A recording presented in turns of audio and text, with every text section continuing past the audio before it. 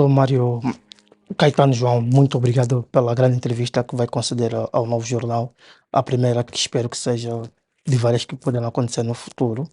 Eh, Doutor, eu vou começar com a pergunta relacionada com a estratégia de desenvolvimento de longo prazo. Na verdade, o alargamento para 25 anos mais foi feito o anúncio em 2019.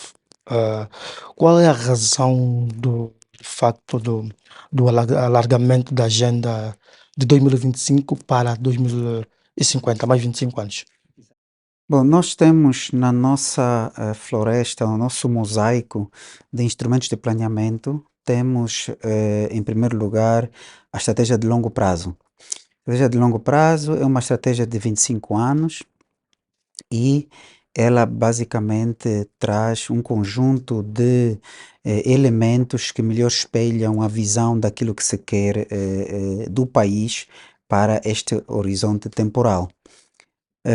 Nós, em situações normais, deveríamos rever a estratégia de longo prazo para começar em 2026, não é? Porque temos a estratégia de longo prazo neste momento em vigor, 2000 a 2025, e deveríamos ter a próxima 2026 a 2050. É de lei, portanto, a lei de bases do Sistema Nacional de Planeamento.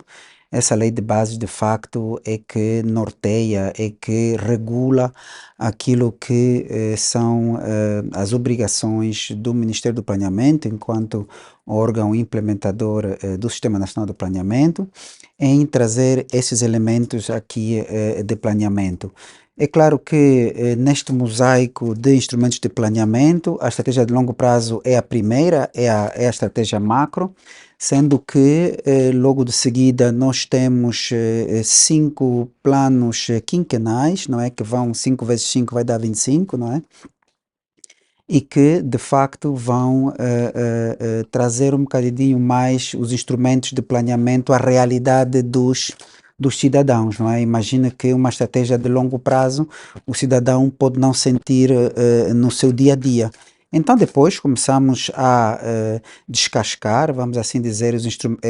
Esse plano, desculpa cortá-lo, o plano que se refere ao PDN, É o certo? PDN, Ok, é bom exatamente, para tá? clarificar. Os planos quinquenais, o PDN, e portanto ali começamos a materializar a visão, não é? De 5 em 5 anos vamos materializando e vamos melhor direcionando, não é? Se há alguns aspectos que foram mal materializados no quinquênio passado, sempre tendo em conta as grandes metas da estratégia de longo prazo, nós vamos corrigindo. Portanto, temos a possibilidade de ir corrigindo, digamos, 5 vezes durante a estratégia de longo prazo. E agora diria, mas estamos em 2023, por que não esperar até 2026? Bom, isso também é um dos elementos que estiveram na base da elaboração da estratégia de longo prazo, é praticamente o desalinhamento entre as metas e aquilo que foi o desenho, aquilo foi aquilo que se esperava da estratégia de longo prazo.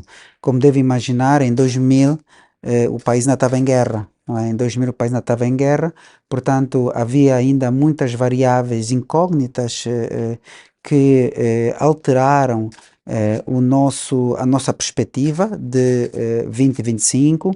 Houve também vários outros compromissos, não é? Logo a seguir à guerra, o país foi passando por uma fase de alteração do seu modo de governação, e começaram-se a assumir vários outros compromissos, por exemplo, com a integração econômica regional. Angola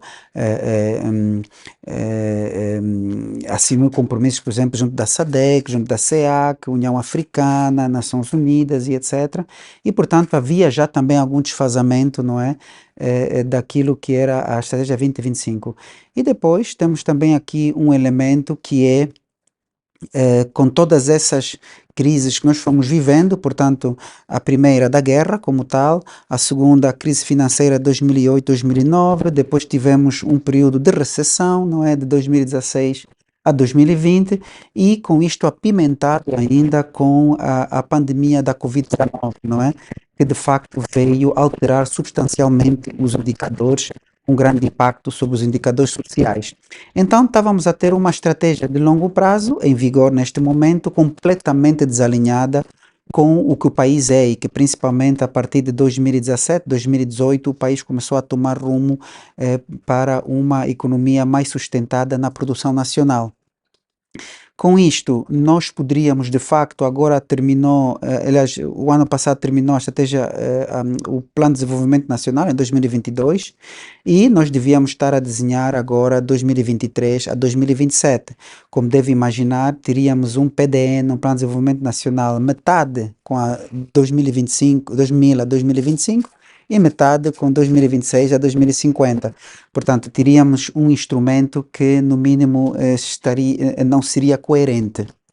Então, decidimos alongar a estratégia 2025 para 23, 27, 23, 50 e assim conseguirmos dar espaço para que possamos alocar os PDNs dentro da estratégia de longo prazo. Sim, Senhor Ministro, um dos grandes constrangimentos que se identifica na execução das agendas de desenvolvimento do país é a debilidade das instituições, e suas políticas e econômicas. Porque não se assume de facto um eixo que. Não se assume de facto que é necessário combater essas debilidades para ter sucesso nesse projeto até 2050. Não, nós temos o último eixo, que é o eixo de oportunidades iguais para todos, estarei parafraseando. Senhor Ministro, desculpe, mas assume que este é um facto, que a debilidade do setor econômico e político. Admite, pelo menos. O que nós admitimos é que precisamos de continuar a trabalhar na maturidade institucional das nossas, quer do ponto de vista do setor público, quer do ponto de vista também do setor privado e vários outros. De facto, isto nós colocamos no último eixo, onde falamos da igualdade de oportunidades para todos, onde temos a questão da governança e a questão da reforma do Estado, que são aspectos que devem continuar.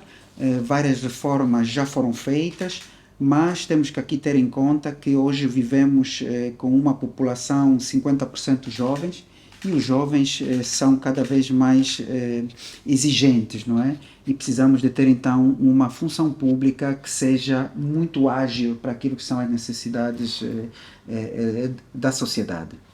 Sr. Ministro, ao longo dos anos, o governo, que desde a independência constituído pelo MPLA, tem apresentado muitos projetos de longo prazo que na prática são irrealistas. Podemos avançar aqui o caso concreto de 1 milhão de casas, água para todos. Este projeto não será mais um tiro no próprio pé, não será as suas metas não são irrealistas. O que acontece é aquela sequência de fatores externos que foram acontecendo ao longo dos planos de desenvolvimento. Damos aqui nota que o país foi vivendo cerca de 47 anos de guerra, e isto fez, cerca de 27 anos de guerra, e isto fez com que houvesse alguma debilidade na gestão das instituições públicas, não é? Em alguns sítios mais, em outros sítios menos, portanto nas zonas urbanas um bocadinho menos, nas zonas rurais um bocadinho mais. E isto foi afetando de facto a capacidade de nós podermos levar a cabo um conjunto de projetos. Por exemplo, como já aqui mencionado, nós tivemos uma sequência de crises que foram afetando esses planos. No concreto aqui nós tivemos a crise financeira e econômica 2008-2009, e também tivemos, por fim, a partir de mais ou menos meados do Plano de Desenvolvimento 2013 a 2017, exatamente no meio, nós tivemos a tal crise do petróleo, do preço do petróleo, e que de facto resultou em menor capacidade de arrecadação de recursos fiscais para poder executar a despesa. Então, basicamente, 2015, 2016 e 2017, basicamente metade do PDN, nós tivemos de facto dificuldades em podermos executar o PDN. Agora aqui nós poderíamos nos questionar, então temos agora que trabalhar de facto na diversificação das fontes, não é, de receitas, para que nós de facto possamos ter menor dependência naquilo que é a arrecadação advinda do setor petrolífero e podemos ter de facto maior capacidade de executar os nossos planos. E é por causa disso que a partir de 2017, 2018 começou-se a acelerar a diversificação das fontes de receitas do Ministério das Finanças, portanto do Tesouro Nacional, e hoje nós contamos com aproximadamente 40% já vêm do setor não petrolífero e 60%, 60% a 62%, portanto a repartição é mais ou menos igual a esta, 38% a 40% e entre 62% a 60% para o setor petrolífero. Devemos continuar, de facto o que está a acontecer é que a diversificação na produção de bens e serviços está a acontecer a um ritmo aceitável, a um ritmo que vai então implicar... Aceitável é o desejável? Como? O processo de diversificação diz que está a acontecer num ritmo desejável, aceitável. exatamente. É desejável ou aceitável? Aceitável, peço desculpas, aceitável. Sim, foi o que disse, mas qual seria o desejável? O desejável seríamos acelerar ainda mais, não é? O que é que falta? Falta um conjunto de medidas, eu diria talvez em 3 principais eixos, não é? O primeiro seria do setor privado e da sociedade como tal, porque nós vivemos anos em que havia muito pouca capacidade interna em absorver os produtos nacionais. Nós tínhamos um modelo muito ligado às importações, não é? Onde basicamente tínhamos um setor, que era o setor extrativo, e este de facto provia o Estado com o grosso das receitas públicas, e estas receitas públicas depois eram usadas para podermos disponibilizar recursos ao setor privado para poder importar produtos. Nós chegamos a uma fase de termos cerca de 90% do nosso consumo a vir do exterior, não é? Então, com isto, nenhum setor privado sentia-se convidado ou com apetite em produzir no mercado nacional e abastecer o mercado nacional com bens que, à partida, eram pouco competitivos e portanto, traziam aqui estes desafios no mercado. E fomos vivendo assim durante muito tempo. Neste momento, estamos a criar uma série de políticas que possam, de facto, desencorajar a importação de bens onde nós temos vantagens comparativas, não é? Vantagens essas que nos permitem, de facto, substituir as importações pela produção nacional e, em alguns casos, trabalhar já também na exportação, como já tem estado a acontecer com alguns produtos, como, por exemplo, o feijão, a banana, não é? Somos o maior produtor de banana em África. E este nosso produto tem estado já a atravessar as fronteiras e, portanto, é um conjunto de medidas, isto no primeiro plano. Em segundo plano, as dificuldades estão também num maior apetite, numa maior vontade do setor financeiro bancário em poder, de facto, financiar mais os empreendedores locais. É claro que aqui temos também um desafio, a banca sente pouco apetite em financiar alguns promotores que, de facto, demonstram pouca maturidade em poder implementar alguns projetos. Isso da banca, desculpa cortar, não tem que ver também com o próprio juro da dívida, ou seja, se olhar para o Orçamento Geral do Estado, os títulos do Tesouro, os juros são elevadíssimos, mas que estão avaliados em mais de 4 bilhões de kwanza. Isso, de alguma forma, não é o próprio governo que tem falhado nisto? Exato. Este é o terceiro eixo, onde é que eu ia comentar, se não me cortasse. E o terceiro é, de facto, o ambiente de negócios. Um ambiente de negócios onde temos aspectos do Poder Judicial para que possamos ter, de facto, julgamentos mais rápidos e em tempo real.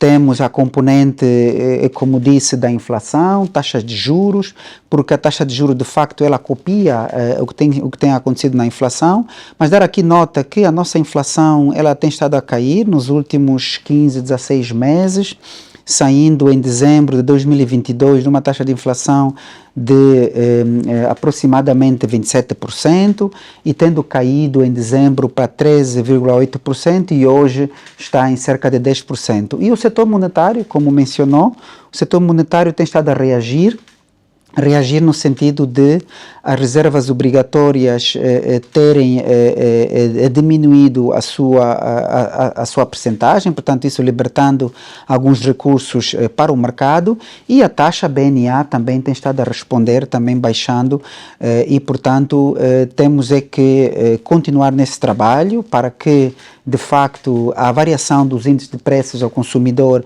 possa conhecer uma baixa contínua e assim o setor monetário poder responder. Porque de facto seria irracional termos taxas de juros que de facto estariam abaixo daquilo que tem sido o desempenho da inflação. Isso significa que os bancos estariam a receber menos do que estariam entregando ao mercado. E, portanto, temos que continuar neste espírito. Portanto, esses três elementos, não é? Pouca maturidade por parte do setor privado, pouco apetite por parte da banca comercial e uma componente que depende do setor público, que é a melhoria do ambiente de negócios, esses três têm que funcionar de forma coordenada. Nós temos estado a suprir algumas debilidades do setor privado com muitas ações de capacitação, e nós próprios temos parceiros do Ministério da Economia e Planeamento para, a título grátis, ajudar o setor privado a montar o seu processo de crédito. Isto significa fazer os seus planos de negócio, estudos de viabilidade econômica e financeira, e assim fazer com que nós possamos ajudar cada vez mais o setor privado. Temos outros instrumentos, como por exemplo o FACRA, não é? Para ajudar com o capital de risco. Portanto, vimos também aqui situações no mercado em que o promotor recorre à banca para poder ter acesso a aproximadamente $1 milhão para poder implementar o seu projetos estruturantes, e a banca pede 10, 15 a 20% deste montante de coparticipação. E, portanto, os nossos promotores têm alguns desafios em ter capitais próprios, daí é que nós temos também instituições financeiras não bancárias, como o FACRA, que ajudam os promotores com capitais próprios junto da banca, fazendo com que estas instituições, o FACRA, depois seja parceiro, de facto, deste negócio, mas tem que ser um negócio viável. Ok. Sr. Ministro, voltando na questão do desempenho da taxa de inflação, tendo em conta a retirada dos subsídios aos combustíveis até 2025, não teremos aqui um revés ainda este ano? Diz que tem baixado a taxa de inflação, está a pouco mais de 10%. Não teremos aqui um revés? Exato, não, nós estamos a trabalhar para que eventualmente nós tenhamos algumas situações adversas na variação do índice de preço ao consumidor, mas estamos a trabalhar com a taxa anual. E para essa taxa anual nós prevemos que a taxa de inflação até o final do ano fique em 11%. Neste momento está em 10%, é possível que na eventualidade de haver qualquer tipo de constrangimentos no mercado, portanto que provoquem uma alta dos preços, quer seja por essa alteração no preço dos combustíveis, quer seja de uma taxa de inflação importada, porque somos ainda muito dependentes na importação de vários produtos, nós temos que olhar para a taxa média anual e, portanto, estamos a prever que sim, que possamos ficar em torno dos 11%, que é o que temos no nosso quadro macroeconômico para o orçamento, não é? Dar aqui nota que 55% do peso da nossa inflação, 55% do peso da nossa inflação é comida, não é? 55% do peso da nossa inflação é comida. E da maneira como essa retirada dos subsídios ao combustível e, consequentemente, o aumento do preço dos combustíveis está a ser conduzido para que nós possamos melhor racionalizar o apoio e melhor racionalizar, sim, o apoio social e mesmo até empresarial, nós estamos a retirar os subsídios daqueles que menos precisam para dar subsídios para aqueles que mais precisam. Daí a abordagem com os taxistas, com os transportadores, com os pescadores, e com isto nós temos que trabalhar de novo numa taxa média anual. Não podemos ficar presos a oscilações mensais periódicas. Temos que trabalhar para que nós possamos prover o mercado com cada vez mais produtos e podemos efetivamente apoiar direcionadamente aqueles que mais precisam, aqueles que estão na cadeia de valor, de facto, dos tais 55% que é o peso sobre a nossa inflação. Sr. Ministro, a taxa de inflação prevista no Orçamento Geral do Estado é de 11,1%, certo? O plano de retirada das subvenções de combustíveis, antes de ser aprovado, passou pelo senhor Ministro, por toda a equipe econômica, certo? Antes da aprovação do Orçamento Geral do Estado, isto é um processo de longo prazo.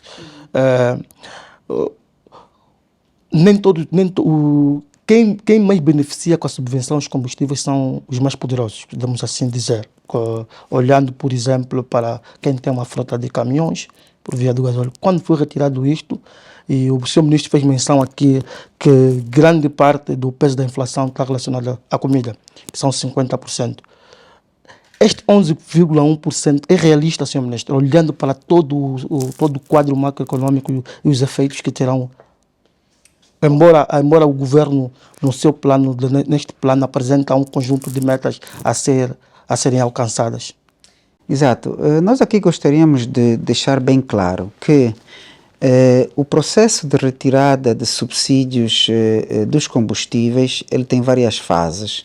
E numa primeira fase não deveria afetar estes envolvidos na cadeia de valor do agronegócio, porque estes, grosso modo, usam o gasóleo. Portanto, usam o gasóleo, e aqueles que usam a gasolina, nós estamos a ter uma abordagem diferenciada para que efetivamente possamos minimizar isso. Agora, eu gostaria de deixar claro que temos que estar conscientes de que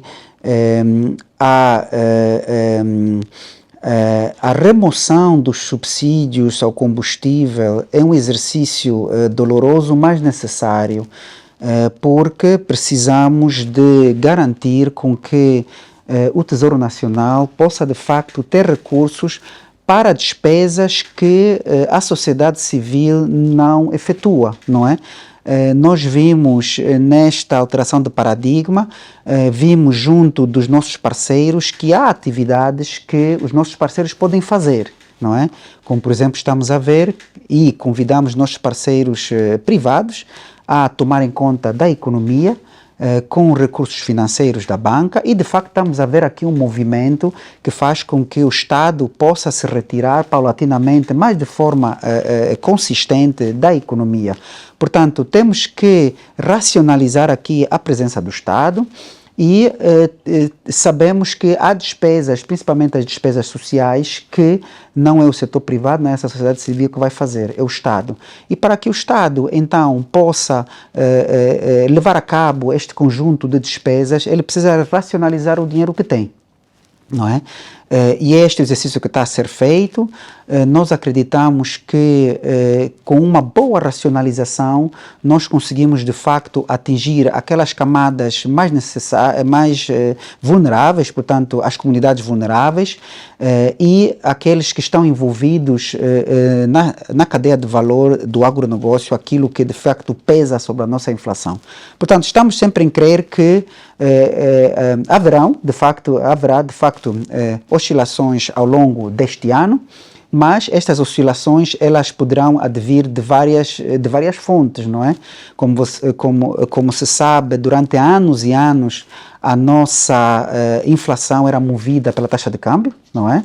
Depois foi movida também pela importação de bens e serviços vindo do exterior. Portanto, por exemplo, nós vimos que com a Covid-19 e com o estresse na cadeia logística, vários países viram seu índice de preços ao consumidor a ter uma variação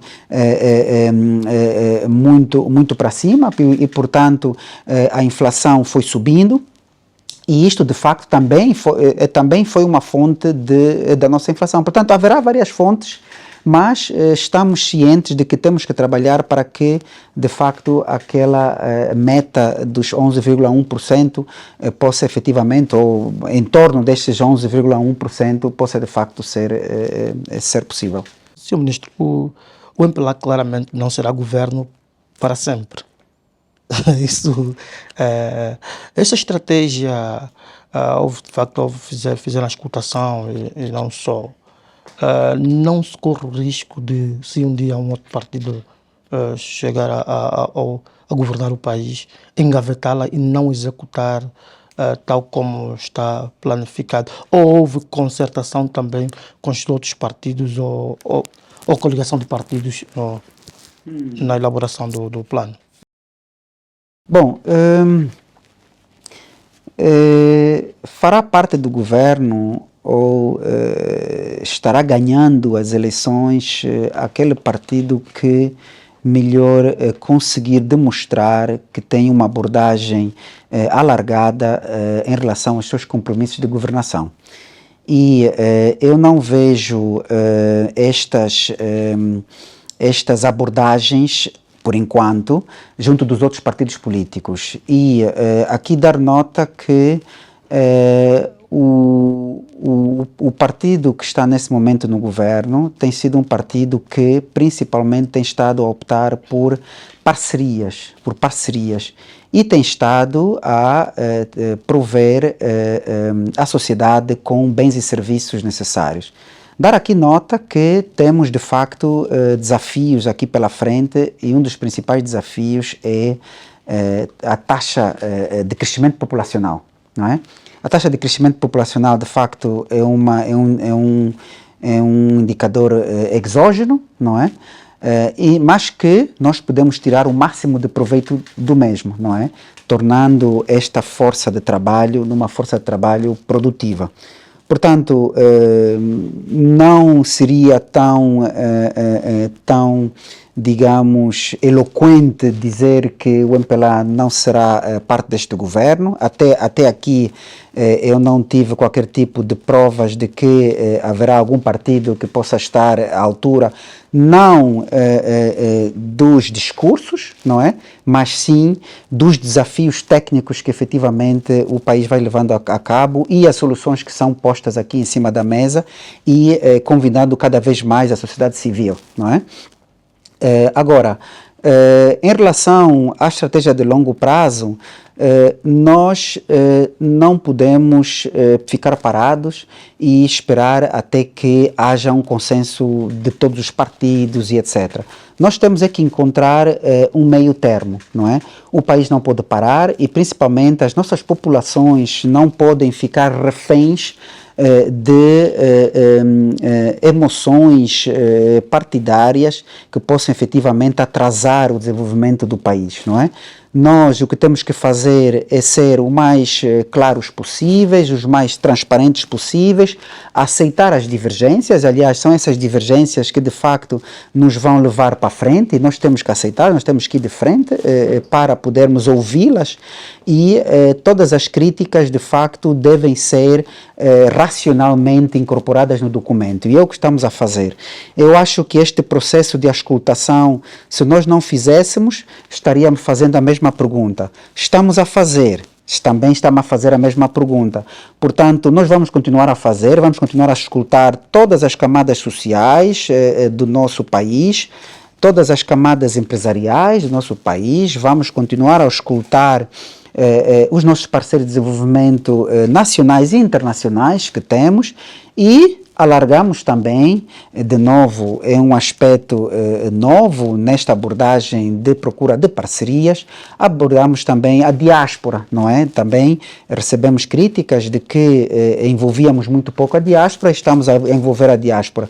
Se no final de todo este exercício houverem sempre vozes a dizer que o documento não foi suficientemente participativo, aí nós de facto não saberíamos de como mais complementar. Senhor Ministro, ainda dentro do plano, os planos, pode ser o plano agrário, o plano de pesca e o plano de agropecuária, foram elaborados fora do Angola 2050, certo? E do PND 2023-2027. Como pensam conciliá-lo agora? Agora já tinha dado mais nota inicialmente. Como o próprio disse, a estratégia de longo prazo começou a ser desenhada em 2019, né? Em 2019, e ela de facto terminou o seu exercício em 2020, finais de 2020. Mas como deve imaginar, 2020 foi um ano de ruído estatístico, não é? Com a Covid-19, nós de facto tivemos que fazer um refrescamento dos números e procurar racionalizar aquilo que foi o trabalho feito até 2020 por causa desse ruído estatístico que eu disse. Foi assim que nós alargamos ainda mais, portanto saímos de 2019, estendemos até finais de 2022 para podermos incorporar 2021 e 2022 para poderem minimizar esse ruído estatístico e neste exercício de refrescamento dos números, nós já tínhamos uma noção daquilo que seria a estratégia de longo prazo.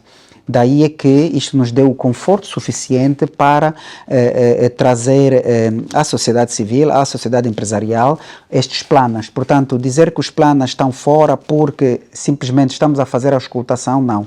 O trabalho é um trabalho longo e é um trabalho que envolveu mais de mil entrevistas, não é? Das quais cerca de metade foi pelo território nacional e, de facto, isto fez com que nós pudéssemos ter uma abordagem bottom-up, portanto, de baixo para cima, ouvir, não é? E agora estamos a começar a nossa abordagem de cima para baixo, fechando a estratégia de longo prazo e começar a reparti-la em 5 para podermos ter os planos de desenvolvimento nacionais e estes, consequentemente, em planos de desenvolvimento sectoriais e planos de desenvolvimento provinciais. Portanto, como deve imaginar, é um exercício complexo, não é um exercício que se faz em um ano, 2 anos, não. É um exercício que já estamos a trabalhar há cerca de 4 anos e para nós também foi um exercício muito interessante porque o novo paradigma do que está a ser Angola começou-se a subsair, começou a ver subsair nos últimos 2 anos. Portanto, como deve perceber, os últimos 2 anos para nós foi extremamente preponderante para podermos ter uma estratégia de longo prazo realística. Senhor Ministro, o Ministério tem como função planear, ou seja, fazer plano. Mas o Programa de Investimento Público, PIP, e a alocação de verbas para a prioridade da despesa é feita pelo MINFIN. Não acha isso uma disfunção que torna ineficaz o processo de planeamento e orçamentação? Não, nem por isso. Existem vários modelos um pouco pelo mundo afora e são várias as situações em que o Ministério do Planeamento tem apenas o planeamento e geralmente esta componente do planeamento também fica junto da presidência, portanto existe uma pessoa responsável junto do Presidente da República para garantir que os planos aconteçam e como o governo é um governo de um partido único, ainda por cima não vejo qualquer tipo de dificuldade porque aliás com o Ministério das Finanças nós temos uma excelente cooperação e não podia ser de outra forma. Aliás, estes 2 ministérios sempre estiveram muito próximos um do outro e partilharam também muitos ministros. Portanto, consegue perceber que, por um lado, o Ministério das Finanças numa componente mais implementadora e, por outro lado, o Ministério do Planeamento numa componente mais de concepção, trabalham sempre de mão em mão. Dar aqui nota que para que nós possamos trazer os instrumentos de planeamento, nós precisamos de ver os quadros fiscais feitos, não é? Portanto, no caso da estratégia de longo prazo, tivemos o quadro de despesa de longo prazo. E esta, de facto, nos ajuda a perceber melhor daquilo que é possível fazer, não é? É como se fosse, digamos, a galinha e o ovo, não é? O que está primeiro, não é? O mais importante é nós termos este ambiente frutífero de trabalho, e se algumas atividades estão no Ministério ou estão noutras, o mais importante é haver este alinhamento para que, de facto, todo mundo possa executar as suas tarefas sem sobressaltos. E quando não há alinhamento? Quando há discordância de opiniões, como é que é? Quando há discordâncias de opiniões, aí nós vamos tomar um café, vamos a um almoço, para que, de facto, possamos olhar para os desafios de forma diferente. Como sabe, os locais de trabalho comportam consigo determinados espíritos locais, não é? Como se diz em latim, genius loci, não é? E, portanto, nós também temos que ser engenhosos o suficiente para que possamos demonstrar ao Presidente da República, ao chefe do Executivo, que existem várias abordagens para se atingir o mesmo fim. E, portanto, quando não há alinhamento, e é normal não haver alinhamento, o que não é normal é não haver soluções, não é? E aí nós temos várias soluções, e é por isso que estamos a ter estes resultados. Eu gostaria ainda aqui de mencionar, quando falamos da estratégia de longo prazo, que esta é mais uma visão e, portanto, um bocadinho menos impactante na vida das populações.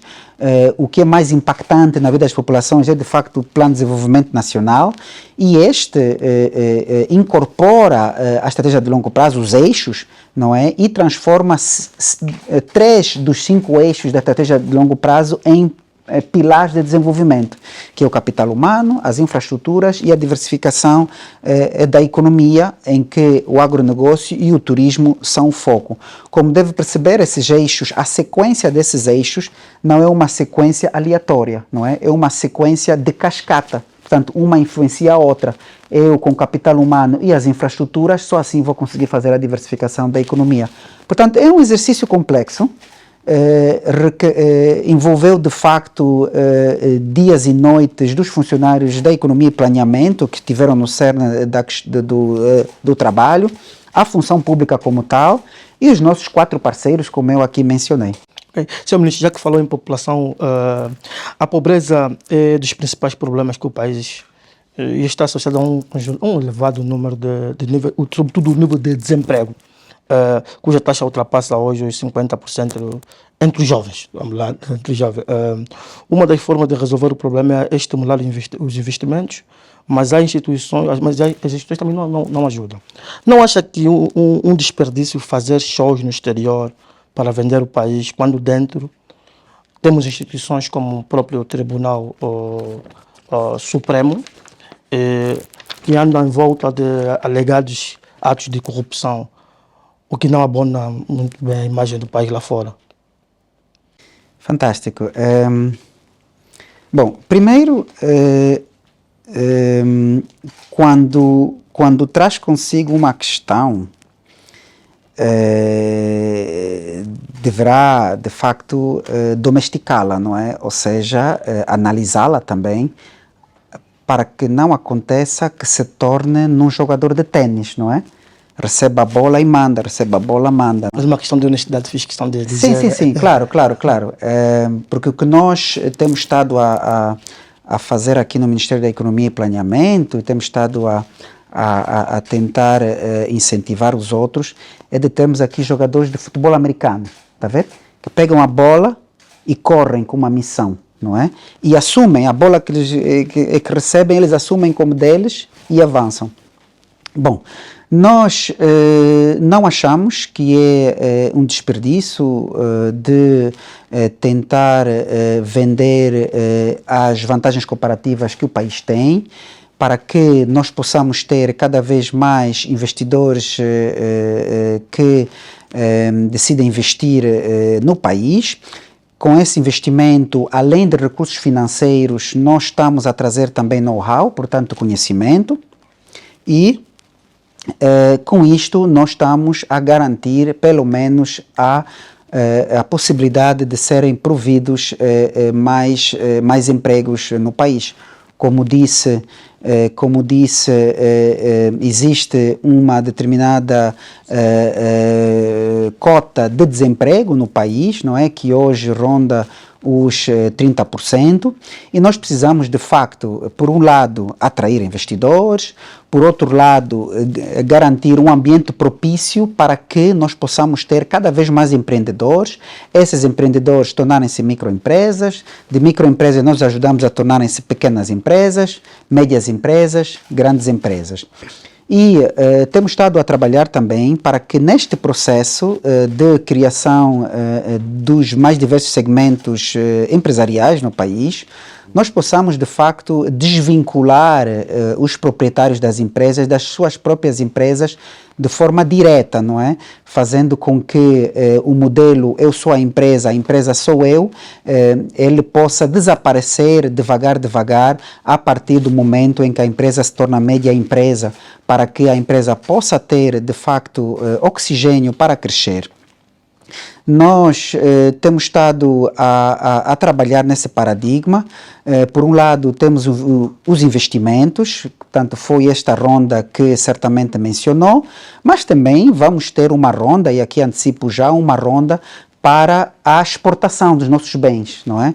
Como deve imaginar, exportando bens significa produzindo mais, e quando produzo mais, crio mais emprego, não é? E com essa exportação, eu estou também a diversificar a minha fonte de receitas em moeda forte. Portanto, nós vamos continuar. Além disso, eu gostaria aqui de deixar claro que não compete apenas ao Estado de garantir com que empregos sejam criados, não é? Já mencionei aqui que temos a componente também do setor privado em função do ambiente de negócios, não é? Em função do ambiente de negócios, mas também temos estado a deparar aqui com empresas estrangeiras que têm estado a encontrar em Angola uma plataforma giratória para os seus investimentos, que temos uma força laboral pouco produtiva, não é? Uma força laboral pouco produtiva, um bocadinho fruto não só do empenho de cada um, mas também da sua capacidade de facto poder ser determinante, portanto, aquilo que ele carrega no seu processo de educação no país. Por isso é que esta educação é uma das maiores prioridades do governo e figura em primeiro lugar, quer nos eixos da estratégia de longo prazo, quer é o pilar de desenvolvimento, o primeiro pilar de desenvolvimento também do Plano de Desenvolvimento Nacional que está a ser desenhado. Porque é na educação que nós acreditamos que possamos efetivamente aumentar a produtividade da nossa força de trabalho. Portanto, é um trabalho complexo, mas nós gostamos de coisas complexas e desafios. A grande parte do financiamento português para Angola está associado sobretudo ao comércio e importação de serviços. É só olhar para a balança comercial. Não era importante mudar um pouco esse modelo e vir de facto uma maquinaria? Como é que está também, como é que está a olhar para o investimento, o negócio de Angola com a questão regional? Sim. Sim, bom, nós, como eu disse, nós tínhamos uma doença que era a doença holandesa e temos ainda alguns vestígios dessa doença holandesa, não é? Vamos clarificar que é melhor dizer o petróleo. Pois, sim, a doença holandesa é um síndrome quando nós usamos um setor ou um produto para exportar, aliás, digamos esse produto que de facto é o produto determinante da nossa economia, neste caso o setor extrativo, e eu digo setor extrativo por causa não só do petróleo, mas também temos diamantes e rochas ornamentais e até a madeira, não é? Extrai-se a madeira, não é? E aqui nós estamos a trabalhar para podermos diversificar este setor e fazer com que, de facto, nós possamos ter uma maior diversificação na nossa economia. com este processo de diversificação da nossa economia e diversificação das nossas exportações e diversificação das nossas fontes de receita, é claro que esta componente já está a ser equacionada, não é? Já está a ser equacionada, porque de facto Portugal é, diria eu, o parceiro perfeito da Angola, não é? E eu vou dizer porque é o parceiro perfeito. Não gostaria de ser mal entendido. Parceiro perfeito do ponto de vista de negócios. Por quê? Porque com Portugal nós podemos atrair investimento e isso tem estado a acontecer. Há muitos portugueses, há muitas empresas portuguesas a investirem no país. Portanto, tem uma componente de países avançados. Portanto, dos países avançados, geralmente, nós vamos buscar investimento direto estrangeiro. Porque a exportação dos nossos produtos, eles encontram várias barreiras tarifárias, não tarifárias, não é? E também são pouco competitivas, não é? Nestas economias avançadas. Ao passo que nos países fronteiriços é mais fácil nós irmos buscar, nós exportarmos os nossos bens, não é? Arroz, feijão, a nossa cerveja e etc., do que propriamente deles esperar um investimento direto estrangeiro, digamos, de uma magnitude idêntica ao dos países avançados. E Portugal, nós com Portugal conseguimos fazer as duas coisas. Nós com Portugal conseguimos atrair investimento direto estrangeiro e conseguimos também colocar os nossos produtos lá, não é? Eu estive agora recentemente em Portugal e vi também que a nossa cuca tem estado a ganhar cada vez mais espaço, não é? Temos também outros produtos, outras frutas tropicais que também têm estado a encontrar em Portugal um mercado fértil e é para aí que nós temos que caminhar. Agora, esta diversificação, esperar dela que ela seja feita de um dia para o outro, isto será muito difícil. Temos é que continuar a trabalhar e temos é que fazer com que as nossas empresas, além de produzir produtos sedentários, não é? Elas também tenham a maturidade para exportar, não é? Produzir e exportar é como se fosse a liga normal e os playoffs, não é? Exportação não é para quem acha que pode produzir, não é? Quem acha que produziu e também pode exportar está enganado. A complexidade do comércio internacional é de tal forma que requer efetivamente uma capacidade extra, não é? E também nós não queremos os nossos produtores para estarem a se preocupar com as exportações, não é? Nós precisamos de encontrar aqui segmentos do mercado, não é? Segmentos da cadeia de valor, aqueles que vão se dedicar de facto ao acompanhamento dos mercados, portanto, deixar de exportar de forma emocional, não é? Porque é Portugal apenas, né? Quando podíamos exportar de forma racional para mercados onde, de facto, o nosso produto tem mais valia e é mais competitivo, não é? Foi esta entrevista com o Ministro da Economia e Planeamento, Mário Caetano, ao Novo Jornal. Obrigado.